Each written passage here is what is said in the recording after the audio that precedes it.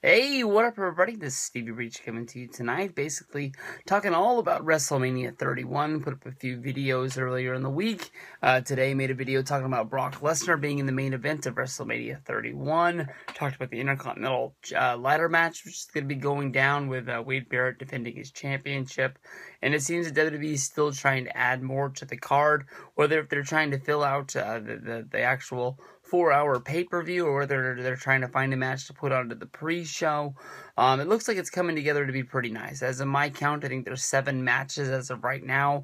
WWE is trying to find a way to use their tag team division, which basically, as of right now, is 3 teams that I can count on my hands. Basically, we've seen on television the Masters of the Universe, Tyson Kidd and Cesaro, a really good tag team that happens to be the champions right now, going up against the former champions, the Usos.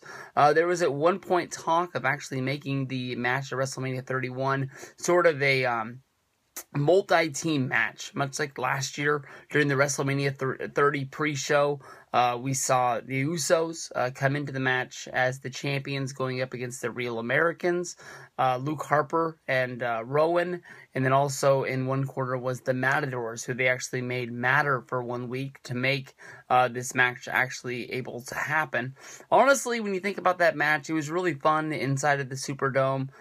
They were able to get the people all, rallied up into being at WrestleMania. Of course, it's not the first match of the night, for really, like, when you think about your WrestleMania 30 history, when you think about the card, you don't really count the pre-show, but I mean, it is the first time you hear entrance music and you hear guys come into the ring. And even though there is a little bit of an intermission of maybe 5-10 minutes, or however long it really is, before, they start the pyro and the WrestleMania show actually starts, it gets you pumped up. It gets you fired up to see some wrestling, because that is what you came to the town to see. When you think about that WrestleMania 30 show, the pre-show there, the Usos walked out with the championships. I really thought that the Real Americans were going to walk away with the win, and even though they didn't, it ended up being a really big part of what happened that whole weekend, with basically Cesaro and Swagger having a miscommunication during the match, which led to their loss.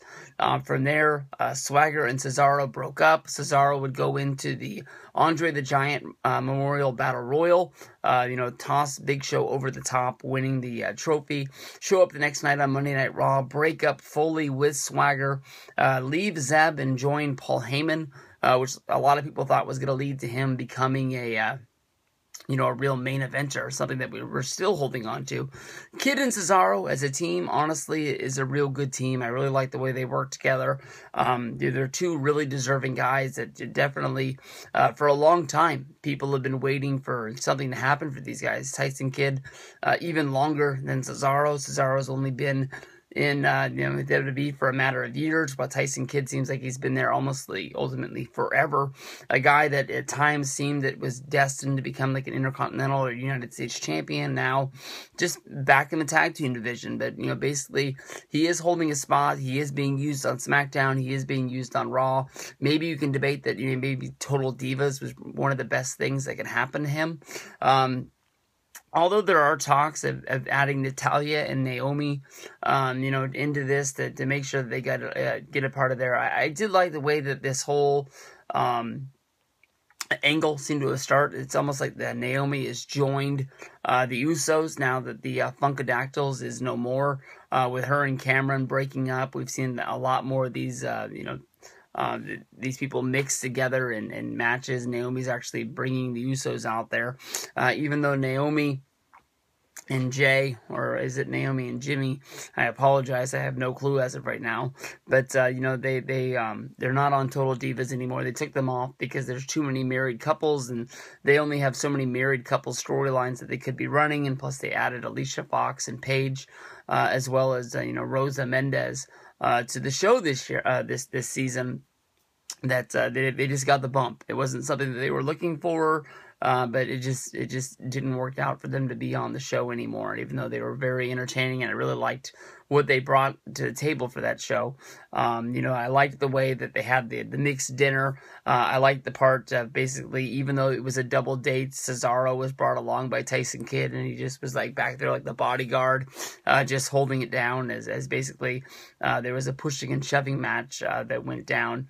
I think that this would be just a normal one-on-one, well, not one-on-one, because it's a tag match, a normal two-on-two match. Let the girls come out there, maybe even let them get involved in the match at one point, but make the title be on the line, because it will be a fun way to start this up, even if this is the pre-show match. Kid and Cesaro, definitely when I think about WrestleMania Access, I'm only going to be going to one session on Thursday night.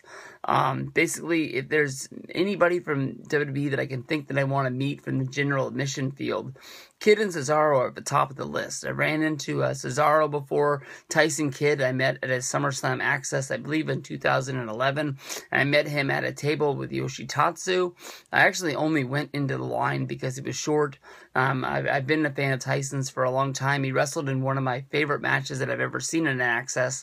I believe it was at 2000. No, I had to have met him at 2012 Access, because 2011 is the Access when I saw him wrestle Justin Gabriel, and that was the summer that I really thought Justin Gabriel was going to win the Intercontinental Championship. They were doing those vignettes with him going over to South Africa, and they were really sort of putting him over as sort of being this multi-country star, and they were showing how big he is in South Africa. And I really thought something was going to happen for him, and it never really did. The peak of him was being in the Nexus and the Core, and now he's on the Independents, and hopefully he'll be having a good time and making a lot of money. But, I really want to see just a singles match. I know that you don't have a lot of teams. You've been breaking a lot of them up, so it's going to be hard for them to pull together teams to put together a multi-team match like last year. You've got the breakup of Goldust versus Stardust, which has actually happened with them having a match at Fastlane. You've got Miz and Mizdow who are fighting it out week in and week out, just waiting for Mizdow to punch Miz in the face and actually put the exclamation point on the feud. But the Matadors are still teaming together. I haven't seen them on TV in forever. I don't know if they've been hiding on Superstars or on Main Event, but I haven't seen them on Raw or SmackDown. So we'll have to see where we go from here, but it looks like just a good old Tyson Kidd and Cesaro going up against the Usos match, WrestleMania 31.